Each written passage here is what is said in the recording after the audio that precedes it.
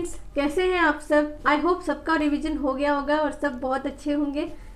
स्वागत है आपका आप ही के इस चैनल उज्जवल नेट क्लासेस में। मैं उज्जवल कौर आज आपको नेट एग्ज़ाम में टाइम को कैसे मैनेज करना है इसके ऊपर टिप्स बताने वाली हूँ। जो भी म्यूज़िक सब्जेक्ट के स्टूडेंट्स हैं और बाकी भी जो अपकमिंग शिफ्ट है जैसे कि 11th, 12th और 13 नवंबर को भी एग्ज़ाम है, उन सभी के लिए ये वीडियो बहुत ही यूज़फुल रहेगी। उन सभी के लिए ये टिप्स है, तो इस वीडियो को एंड तक ज़रूर देखिए। तो चलिए शुरू करते हैं आज की वीडियो। पहली टिप है लैंग्वेज सिलेक्शन की, और कल की वीडियो में मैंने इसके ऊपर बहुत ही अच्छे से बताया है कि आपको लैंग्वेज कैसे सिलेक्ट करनी है और इसका कितना इम्पोर्टेंट रोल रहता है। तो ये वीडियो आप ज़रूर देख कर जाइए, मैं वीडियो आई बटन में प्रोवाइड कर दूँगी। तो चलिए अगली टिप देखते हैं। सेकंड टिप है पेपर सिलेक्शन की। तो पेपर भी आपको बहुत ही ध्यान से सिलेक्ट करना है। जैसे कि आपको पता होगा दिसंबर 2018 से जैसे कि पहली बार ऑनलाइन मोड हुआ था एग्ज़ाम, तो आपको पहले 1 घंटा पेपर 1 के लिए दिया जाता था और पेपर 2 के लिए 2 घंटे। जून 2019 में भी इसी तरह से हुआ था और दिसंबर 2019 से आपको पूरे 180 मिनट्स दिए जाते हैं, यानी कि 3 घंटे। तो आपको अपने हिसाब से इन्हें यूज़ करना है। तो आप ऐसा कोई कंपल्शन नहीं है कि आपने पेपर 2 ही पहले करना है या पेपर 1, आप अपने हिसाब से सिलेक्ट कर सकते हैं। तो मैं एडवाइस दूंगी जिनका पेपर 1 अच्छा है वो पहले पेपर 1 को लीजिए, और जो पेपर 1 में कॉन्फिडेंट नहीं है जैसे कि आर्ट्स फैकल्टी के जो सब्जेक्ट होते हैं, म्यूज़िक हो गया, फिर और कोई हिंदी वाले हो सकते हैं, वो पेपर 2 में तो अच्छे होते हैं पर उनका मैथ्स थोड़ा सा वीक होने की वजह से उनको उतना कॉन्फिडेंस नहीं होता है, और पहले पेपर 1 लेने की वजह से कॉन्फिडेंस और भी लूज़ हो जाता है। इसलिए पेपर 2 को आप पहले सॉल्व कर लीजिए। पेपर 1 में भी एक स्ट्रैटेजी लेकर चलनी है। जैसे कि जिनका पेपर 1 अच्छा है उन्होंने पेपर 1 में क्या करना है, जैसे कि थ्योरी के यूनिट्स होते हैं, जिनका भी मैथ्स डीआई वीक है उनके लिए मैं बता रही हूँ। आपने पहले थ्योरेटिकल यूनिट्स को सॉल्व कर लेना है, जैसे कि टीचिंग एप्टीट्यूड, कम्युनिकेशन, रिसर्च और आईसीटी, हायर एजुकेशन, इन्वायरमेंट, ये सभी यूनिट्स को आप पहले अटेम्प्ट कर लीजिए। और बाद में फिर आपको पता होगा कि डीआई में फिर भी 2 क्वेश्चंस इजी ही आते हैं, तो डीआई को आप अटेम्प्ट कर सकते हैं। और आरसी में भी थोड़ा सा टाइम लग जाता है पैसेज को अटेम्प्ट करने में, तो आप ये सभी सेक्शंस को बाद में अटेम्प्ट कीजिए। तो आपको ऐसा नहीं लगेगा कि ये हमें तो नहीं आ रहा है, बस टाइम बढ़ता जा रहा है। इस तरह से अपने पेपर 1 में थ्योरेटिकल यूनिट्स और प्रैक्टिकल बेस्ड यूनिट्स होते हैं, जो वर्बल रीजनिंग में भी आपको कुछ क्वेश्चंस में थोड़ा सा टाइम देना पड़ता है, टाइम डिवोट करना पड़ता है।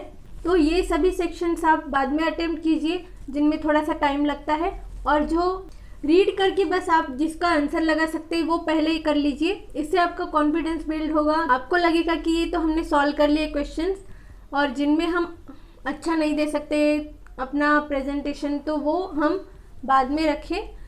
अगली टिप है कि आपने लास्ट 15 मिनट्स सभी क्वेश्चंस को एक बार क्रॉस चेक करना है। आपने ध्यान में रखना है कि कभी कभी ऐसा हो सकता है कि जल्दबाजी में हमें जो माइंड में तो होता है कि करेक्ट आंसर हमने लगाया है, पर जब हम लास्ट में देखते हैं तो कभी कभी हम सही आंसर पता होते हुए भी गलत आंसर लगा देते हैं। तो ये एक बहुत अच्छा बेनिफिट है ऑनलाइन मोड का। ओएमआर शीट में तो हम जब एक आंसर लगा देते हैं तो उसे चेंज नहीं कर पाते थे, पर इसमें ये एक बहुत अच्छी बात है कि हम इसे चेंज कर सकते हैं। अगर आपने गलत लगा दिया है तो उसे आप करेक्ट करके आ सकते हैं। तो लास्ट 15 मिनट्स मैं कहूँगी कि आप ज़रूर रखिए एक बार क्रॉस चेक करने को सभी 150 क्वेश्चंस को। इससे घर पर आकर आपको नहीं लगेगा कि हमने गलत लगा दिया, हमें तो पता था ये आंसर।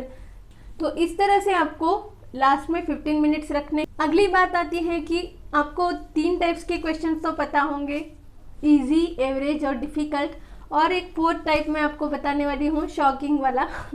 शॉकिंग इसलिए क्योंकि कभी कभी ऐसा होता है कि फर्स्ट और सेकंड पेपर में सिलेबस से ही आता है वो क्वेश्चन, पर ऐसा एक टॉपिक होता है कि जिससे कभी क्वेश्चन नहीं आया होगा और हमें लगता है कि ये तो हमने पढ़ा ही नहीं है।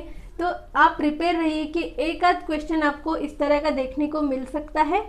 और कुछ इम्पॉर्टेंट चीज़ें जैसे कि आपको ध्यान में रखनी है, जो मैंने एडमिट कार्ड पर जो गाइडलाइंस है, इंस्ट्रक्शंस है, उसके ऊपर वीडियो बनाई, आप उस वीडियो को ज़रूर देख कर जाइए, क्योंकि आपको कोविड-19 की वजह से कुछ बातों का ध्यान रखना है।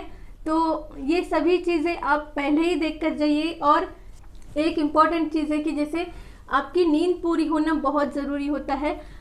क्योंकि अगर नींद पूरी नहीं होती, जैसे कि आपको पता होगा हमारा पेपर 2 मॉर्निंग शिफ्ट में होता है, और अगर हम लेट नाइट तक पढ़ते हैं तो मैं तो कहूँगी कि अभी ये वीडियो देखने के बाद से आप बिल्कुल भी कोई भी बुक हाथ में नहीं लेना है अपने पेपर के एक दिन पहले। सिर्फ आपने याद करना है कि आपने क्या क्या पढ़ा है, तो वो रिमाइंड करते रहिए आप, पर बुक बिल्कुल भी नहीं खोलना है आपने। और नींद कम से कम 6 से 7 घंटे लेनी है, इससे आपका माइंड अच्छे से चलेगा एग्ज़ाम में, सिली मिस्टेक्स नहीं होगी। अगर आप नींद पूरी नहीं लेते हैं तो आपका हो सकता है कि जेआरएफ या नेट रुक जाए। तो अगर आप नहीं चाहते हैं कि ऐसा हो तो नींद को ज़रूर पूरी कीजिए। ऐसा नहीं है कि आप रात भर जाग कर और भी रिवीजन कर रहे हैं, तो बिल्कुल भी मत कीजिए इस तरह की गलती। तो ये थी कुछ इम्पॉर्टेंट टिप्स। आपको अगर इस टिप्स से कुछ हेल्प मिली हो तो मुझे बहुत अच्छा लगेगा, और वीडियो को लाइक कर दीजिए अगर वीडियो पसंद आया हो। अपने फ्रेंड्स के साथ में भी शेयर कर लीजिए। चैनल पर न्यू है तो इसी तरह की इन्फॉर्मेशन पाने के लिए चैनल को सब्सक्राइब कर लीजिए।